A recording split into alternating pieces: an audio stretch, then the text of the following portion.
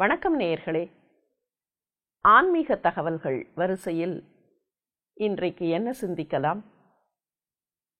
ஆதிசங்கர பகவத்பாதர் சொன்ன ஒரு வாசகம் நினைவுக்கு வருகிறது. அதை பற்றி கொஞ்சம் சிந்திக்கலாமா? அவர் என்ன சொல்கிறார்? தெய்வத்தின் காலடியில் அல்லது தெய்வமாக நாம் மதிக்கிற குருவின் காலடியில் 6 கால்களோடு இருக்கிற வண்டை போல விழுந்து விட வேண்டும்.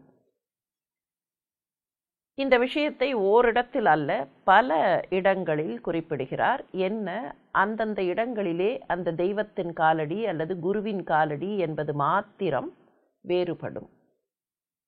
அம்பாளிடத்தில் சொல்கிறார், அம்மா உன்னுடைய காலில் நான் ஷட் சரணமாக விழுந்து விட வேண்டும், அருகாலியாக விழுந்து விட வேண்டும். இன்னொரு இடத்தில் சொல்கிறார், குருவினுடைய காலடியில் குரு சரணாம்புஜத்தில் நான் என்னவாக விழ வேண்டும் என்று கேட்டால் சேந்திரியமானச நியமாத் ஏவம் என்று பாடுகிறார்.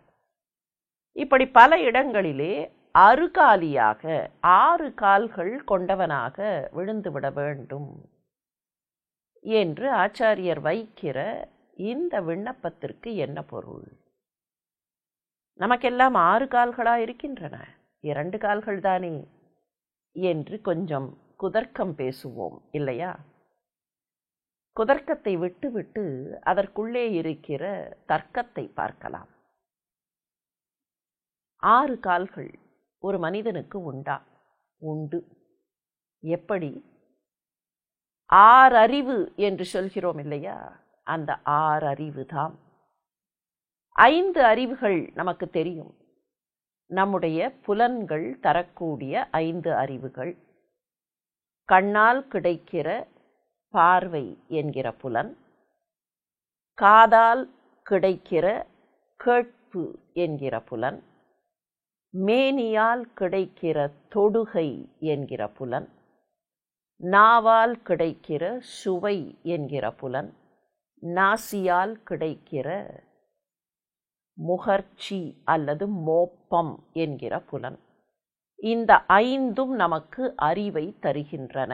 எனவேதான் இந்த 5 புலன்களுக்கும் பஞ்ச இந்திரியங்களுக்கும் ஞானேந்திரியங்கள், அறிவு பொறிகள் அல்லது அறிவு புலன்கள் என்கிற பெயரை தருகிறோம். இந்த 5ஓடு கூட இன்னொன்றும் இருக்கிறது. அது அந்தக்கரணமாக உள்ளுக்குள்ளே இருக்கிற ஒரு கருவியாக இருக்கிறது. அது எந்த கருவி? மனம் என்கிற கருவி. மனம் இந்த புலன்களோடு சேர்கிறது. சில சமயங்களில் பார்க்கலாம், ஏதாவது ஒரு புலனோடு மனம் ஒன்றி போய்விட்டால் மற்ற புலன்களெல்லாம் வேலையே செய்யாது. ஏதோ ஒன்றை ஆழமாக பார்க்கிறோம் என்று வைத்துக்கொள்வோம். கண் அப்படியே அந்த புலன் என்னவாக இருக்கிறதோ, அந்த நிலை என்னவாக இருக்கிறதோ, எது பார்க்கப்படுகிறதோ அதில் போய் ஒட்டி கொண்டு விடுகிறது. தெய்வ வடிவத்தை பார்க்கிறோம், அப்படியே அதில் ஆழ்ந்து போகிறோம். அல்லது நமக்கு பிடித்த ஒரு விளையாட்டு போட்டியை பார்க்கிறோம், ஒரு மேட்சை பார்க்கிறோம், அதிலேயே ஆழ்ந்து போகிறோம். அப்படி ஆழ்ந்து போகும்போது மனசு அதில் ஒன்றி விடுகிறது. மனசு அந்த கண்ணோடு ஒன்றி விடுகிறது. அந்த நேரத்தில் காது வேலை செய்யாது, அந்த நேரத்தில் கை வேலை செய்யாது, அந்த நேரத்தில் மூக்கு வேலை செய்யாது இல்லையா? சுந்தரமூர்த்தி சுவாமிகளை பற்றி பாடும்போது 5 பேரறிவும் கண்களே கொள என்பார்கள்.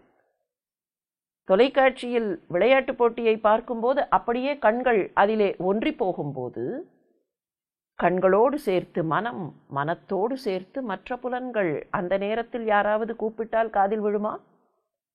அந்த நேரத்தில் யாராவது முதுகில் தட்டினால் மேனி வேலை செய்யுமா? அந்த நேரத்தில் சாப்பிடுகிற உணவு கூட என்ன சுவை என்று தெரியுமா? மற்ற புலன்களெல்லாம் அப்போது வேலை செய்வதில்லை. அந்த கண்ணோடு மனம் ஒன்றி விடுகிறது.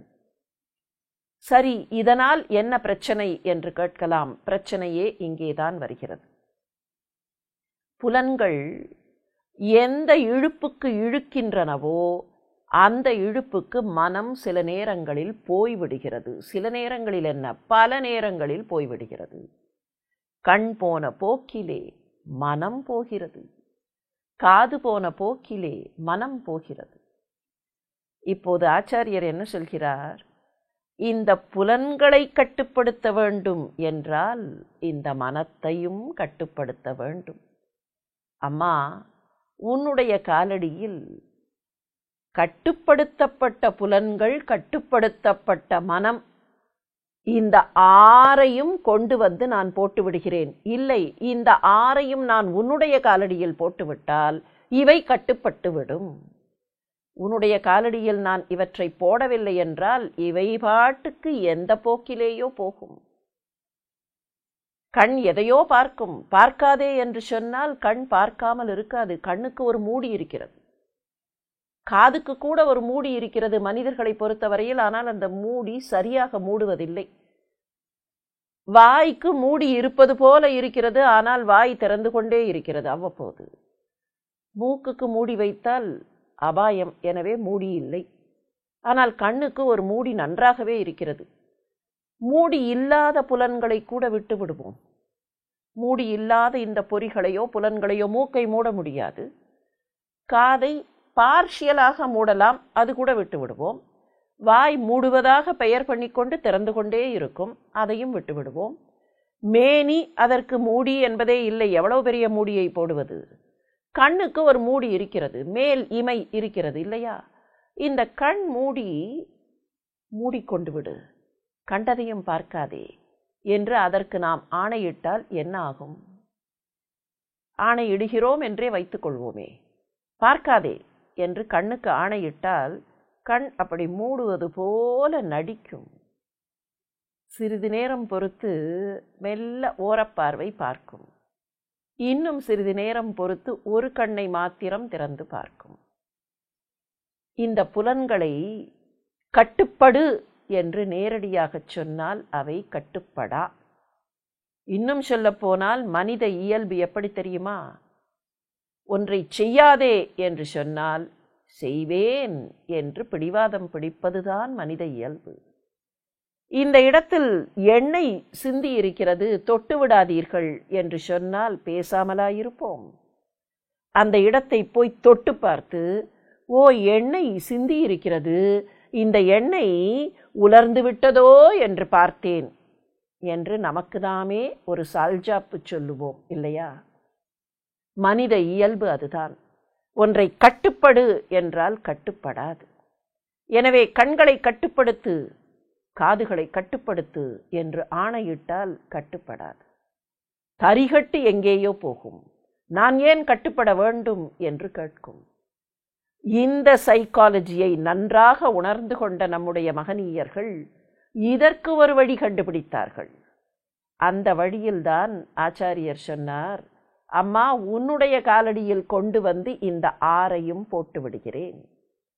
சரி, 5 புலன்கள் தானே, எதற்கு மனசையும் சேர்த்து போடுகிறேன் என்று சொல்கிறார் என்றால், இந்த புலன்களை கூட சில மணித்துளிகளுக்கு கட்டுப்படுத்தி விடலாம். ஆனால் இந்த புலன்களுக்கெல்லாம் சர்வாதிகாரியாக ஒன்று இருக்கிறதே, மனம். அந்த மனத்தை கட்டுப்படுத்துவது வெகு சிரமம்.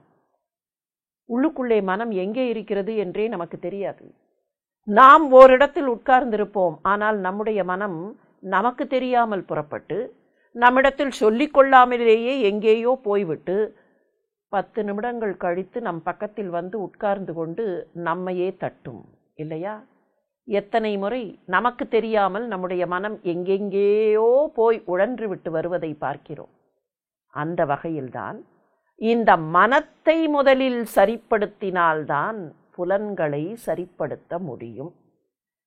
விரதங்கள் என்றெல்லாம் நம்முடைய பெரியவர்கள் சொன்னார்களே, அந்த விரதங்களுக்கு என்ன பொருள்? சாப்பிடாமல் இருப்பது விரதம் என்று பொருள் அல்ல, பட்டினி கிடப்பது என்று பொருள் அல்ல.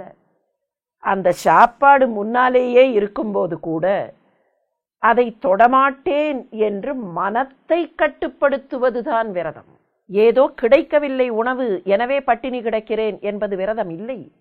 அந்த உணவு இருக்கிறது, ஆனால் நான் என்னுடைய மனத்தை கட்டுப்படுத்திக் கொள்கிறேன்.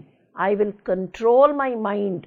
ஆக இப்படி மனத்தை கட்டுப்படுத்தி மனத்தின் வழியாக இந்த புலன்களை கட்டுப்படுத்துவது.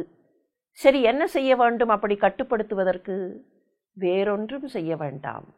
தெய்வத்தின் காலடியில் அல்லது குருவின் காலடியில் இவற்றை கொண்டு போய் போட்டுவிட்டால் வேறு எங்கேயோ போகிற இந்த புலன்களும் மனமும் அங்கே கட்டுப்பட்டு விட்டால் அதன் பின்னர் தரிகட்டு இவை ஓடா. இதற்காகத்தான் அம்மா நான் கொண்டு வந்து போட்டு விடுகிறேன், குருவே நான் கொண்டு வந்து போட்டு விடுகிறேன். எப்படி? சேந்திரிய மானச ச இந்திரிய மானச, என்னுடைய இந்திரியங்களையும் மனசையும் கொண்டு வந்து போட்டு விடுகிறேன். அப்படி போட்டுவிட்டால் அவை சரியான பாதையில் வழிநடத்தப்படும் என்று ஆதிசங்கர பகவத்பாதர் நமக்கு வழிகாட்டினார். நல்ல வழிதானே?